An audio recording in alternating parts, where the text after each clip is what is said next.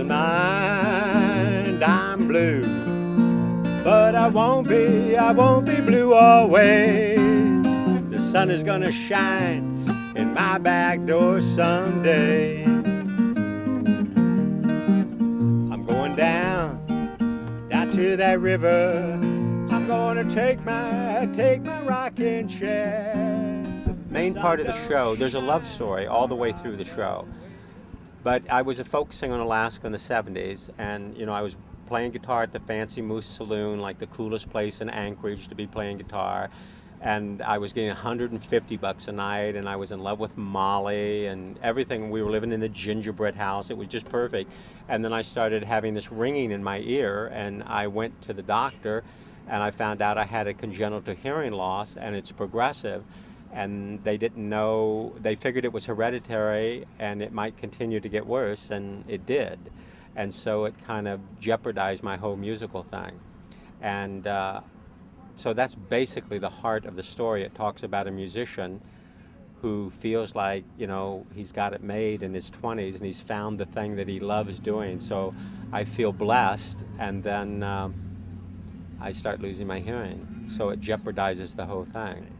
So a hearing loss, especially a severe hearing loss like mine, in some ways is devastating because it isolates you from people. Helen Keller was deaf and blind, and she said she thought it was worse to be deaf than to be blind, because she says a blind person loses a connection to things. A deaf person loses a connection to people. And it's true. I can only talk to people on a one-to-one basis.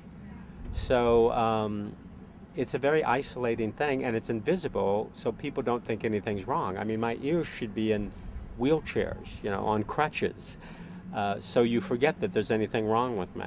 It affects your whole life, and it affects your interaction with people. And there's a lot of people that think I'm unfriendly because I didn't hear what they said. I just didn't hear what they said. And some people I can't be that friendly with because I can't hear their voice. Now, some people will go, oh, do you hear better in the right ear? And they'll start enunciating more, and they'll slow down, and they'll speak a little louder. But a lot of people don't. They can't do that. They just keep going, oh, well, I saw what you're doing. Yeah, well, if you can't do that. And I have no idea what they're saying. So I illustrate some of this stuff in the show. So there's a lot of sad stuff in the show, but there's funny stuff. So like I said, you won't cry throughout the whole show. But at the end, people have told me that they feel very uplifted. They're happy. They feel good that they saw the show. So, well, in the I thought I gave up the guitar when I gave it up, but and then I'm painting, and I do that for about 15 years, and then I miss performing, and I miss the guitar. I was living in San Francisco, and I ended up getting divorced. My wife went back to Alaska, a different woman than the woman in the story, and I'd gone to art school. I went and got an MFA in painting from this artsy-fartsy art college in San Francisco. And but I felt isolated, and I missed people. So I started playing my guitar, and I'd lost so much hearing I couldn't play guitar in clubs.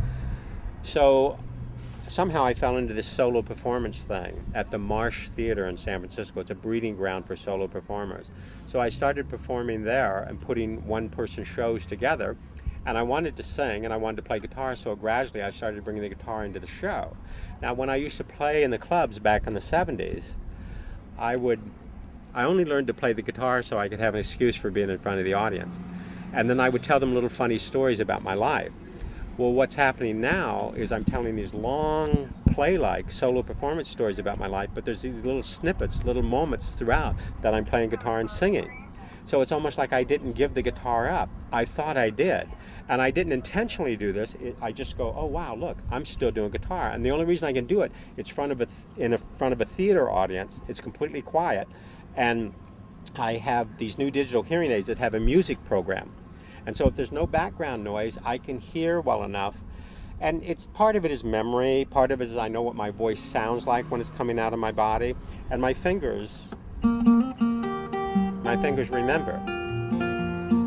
So a lot of it I'm doing from memory and feeling with the consciousness of my body that helps me compensate for what I can't hear.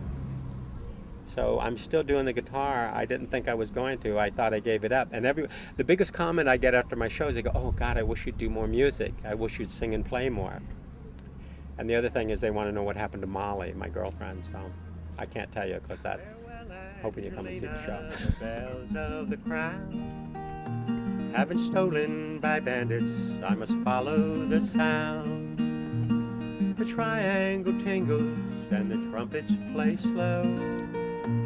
Farewell, Angelina, the sky is on fire, and I must go. There's no need for anger, there's no need for blame.